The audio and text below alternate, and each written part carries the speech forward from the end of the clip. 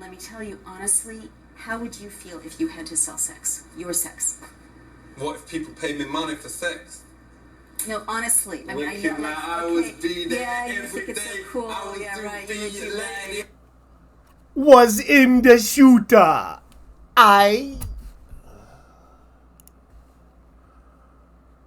So as you seen in my last vid, we got this line of sight here that I explained. There's that balcony. You can walk all around up here.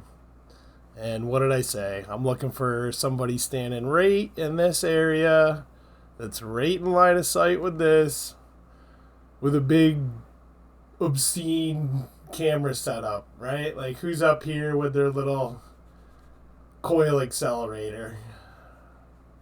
So it took me hours. I scoured the internet.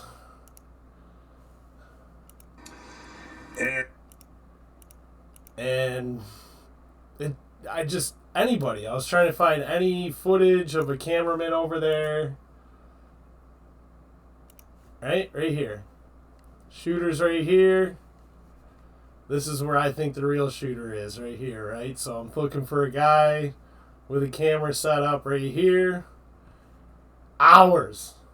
I scoured the interwebs. I think I finally found him. And look, he's from France. Over the course of the afternoon, lots of contradictory reports. Initially, very quickly after that shooting, we saw footage circulating of an older white man who was arrested on... Look who's right in the spot. So he's over here now. This is the shot's already taken off. Right? Older white man. So the shot's gone. People are running, so the shot's already happened. And like I said, no one's going to look at them like it came out of their equipment. Right? So he's just chilling right in the spot. Oh, geez, I'm going to pretend I'm hiding too. Doesn't turn, the shot goes off right behind him. Mind you. Right? Because look. He's right here. Charlie's right here. It's probably not even 100 yards. It's 200 yards from here to there. Then this is right in the middle when you look at it from the aerial view. So he's a football field behind him, shooting a 30-06, and he didn't hear the report come from behind him. A journalist, right? You know, let's point the camera where the shot came from, homie. I mean, like, him hiding behind this isn't even protecting him from where the shot came from, where he just heard it come from. So he knows he's fine. Right? If you heard the shot come from, you'd been out, bro. Like, somebody's shooting right behind me. Right? Like, what the fuck? Yeah, I don't know. I mean, he just ducks, right? Yeah. Because he knows he ain't in danger. After that shooting of Charlie Kirk, he was later released after he was... This is unbelievable. And then later in the afternoon, I look at this kid's Instagram. He's built like he runs triathlons, like a military guy, right? And then I look at pictures of other journalists his age, and they've got like Xbox body because they're fucking journalists, right? So this kid's sus as fuck.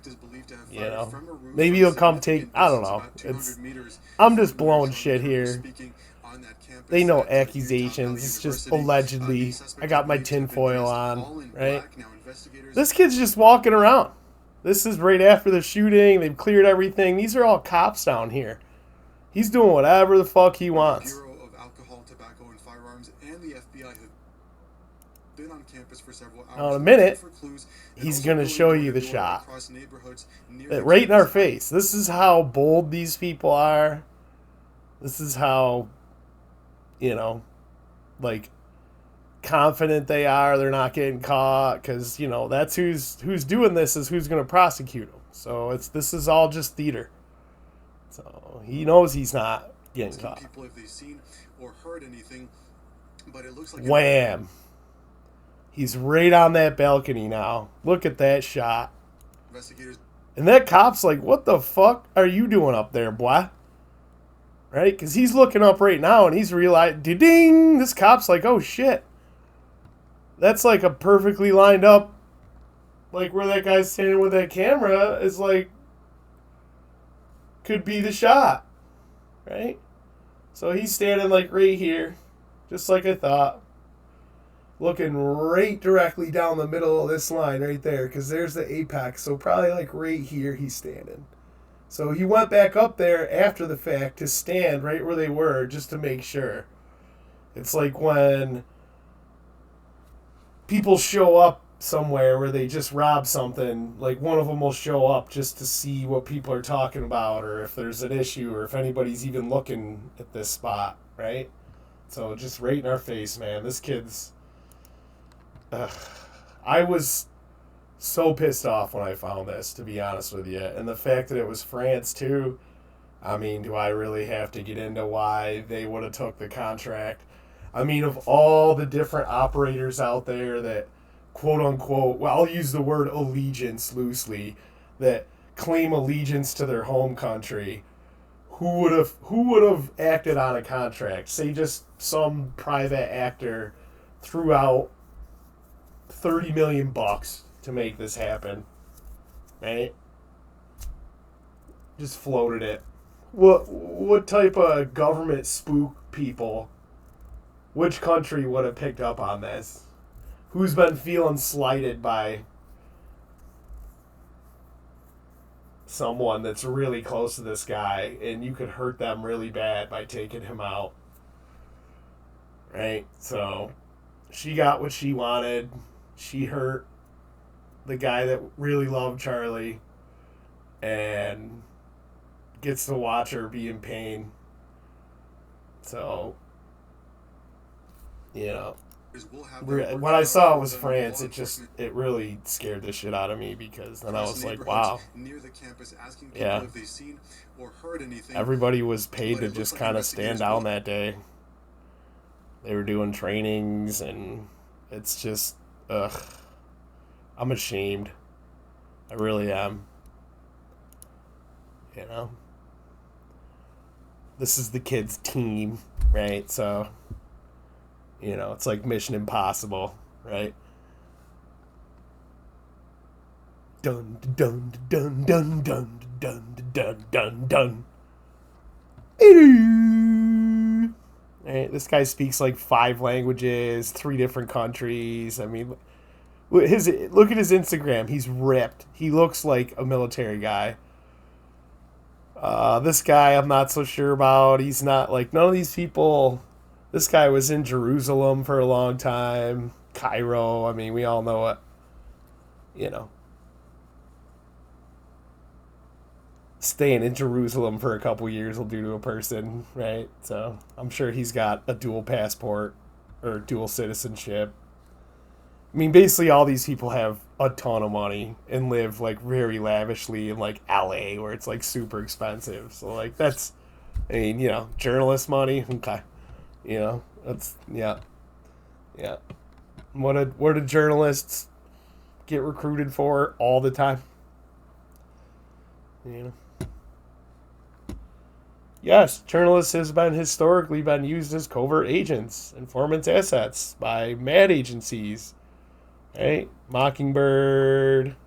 I mean, this is just, they're the best people because they can go anywhere. No one asks questions. They can walk in with a bunch of equipment. No one asks questions.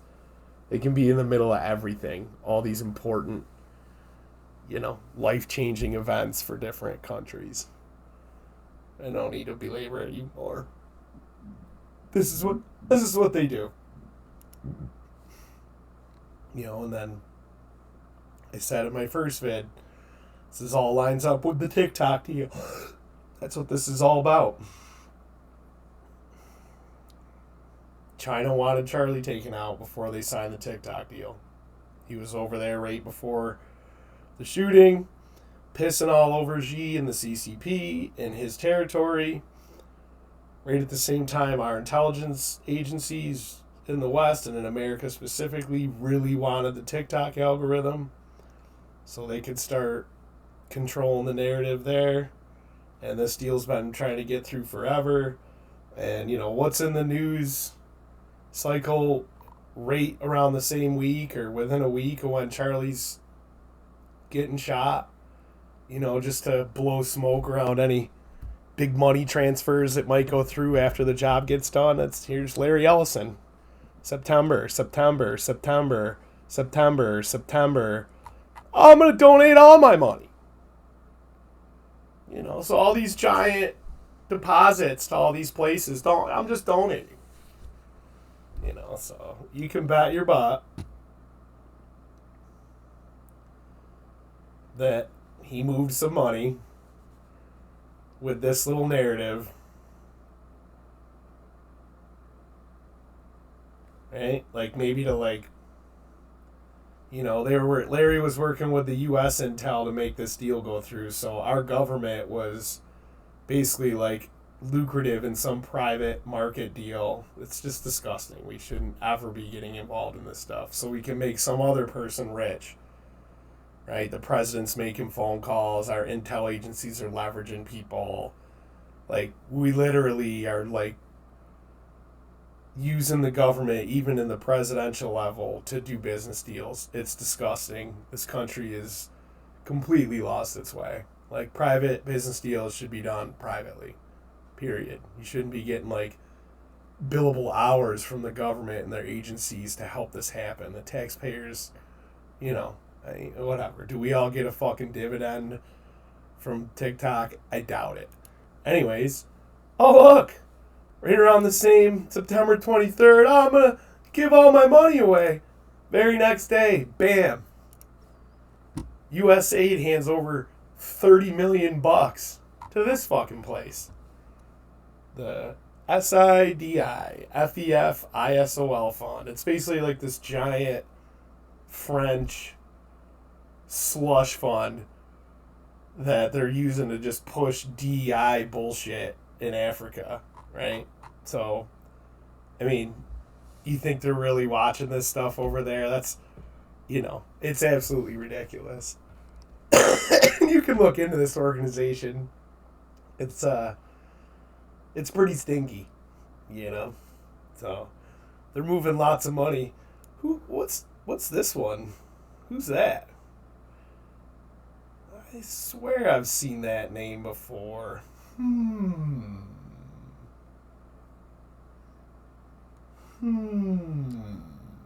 It's a Scooby-Doo mystery. Who is that lady? You know?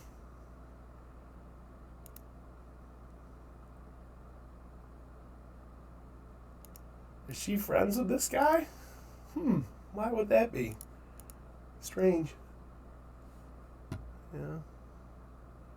What else happened right after? She made the phone call the Friday after. I'm ready to sign now.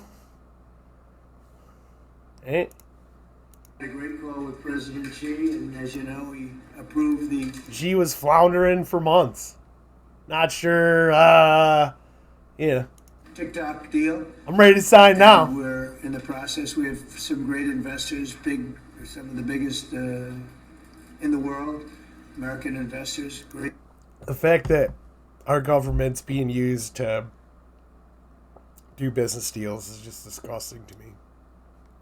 We're supposed to stay out of that stuff, and, you know, if you fail, you fail, whatever. This too big to fail shit and all this stuff. It's just got to stop. Our country's hijacked. This is so disgusting. Great people, and we look forward to getting that deal closed. Is it fully approved? The Chinese statements didn't necessarily Well, indicate that. I think so, but when you say fully approved, I don't know what that means. We have to get it signed. I guess it could be a formality. I found his word to be very good. President Xi and I had a long talk. We talked for almost 2 hours. Oh, Charlie's dead. I'm ready to sign now. Let's go meet in South Korea. Right? We all know the story. There it is. You can check the timelines. They line right up. You know, like I said, 700 to 1,000 feet per second. That's what we saw. We did not see 2,800 feet per second. We did not see that.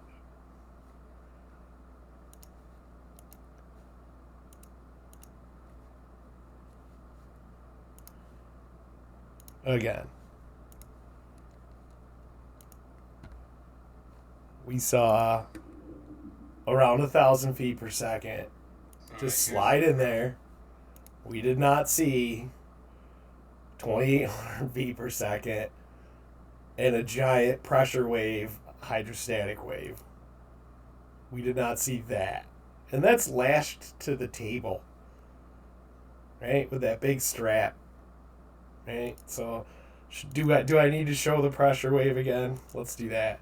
There's the giant air pressure wave, which we saw a small event. That's like, come on, guys.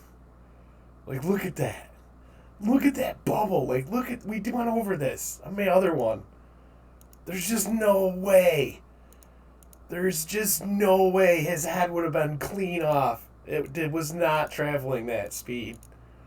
It was traveling this speed. That's what we saw. One that slid right in. Not one that hit with that much pressure behind it. Right? And we looked at how easy it is to just fire a bullet out of the Patsy gun, grab a Patsy bullet that's now got ballistic fingerprints on it from the gun, from the Patsy gun, right? And then that's what you shoot, right? Out of the coil accelerator, which doesn't leave any marks because the bullet's suspended in an electromagnetic field while it goes down the barrel of the coil accelerator.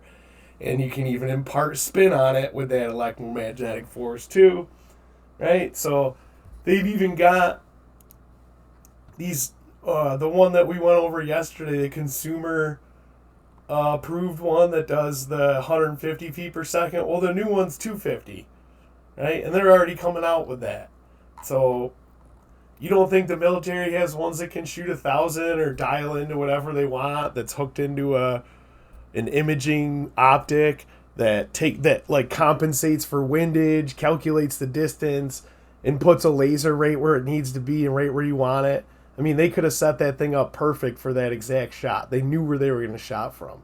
They could have went there the day before or earlier and just set up a tripod and punched all the metrics in for a perfect one shot guaranteed, right? So maybe I'm crazy, maybe I'm not. I hope I'm not suicidal, you know. And wow, you know, China just did some dirty, and I'm pretty sure France was the one that took the job for obvious reasons, for personal reasons. I don't really think who everybody thinks was responsible is responsible. It looks like our government turned a blind eye for money and for TikTok. Chinese paid for it, and the French took the contract for, like I said, personal reasons. So that seems to be the story. Allegedly. You know, I'm just podunk. This is my satire comedy bit here, right? So, yeah, Tasmanian devil. Not suicidal.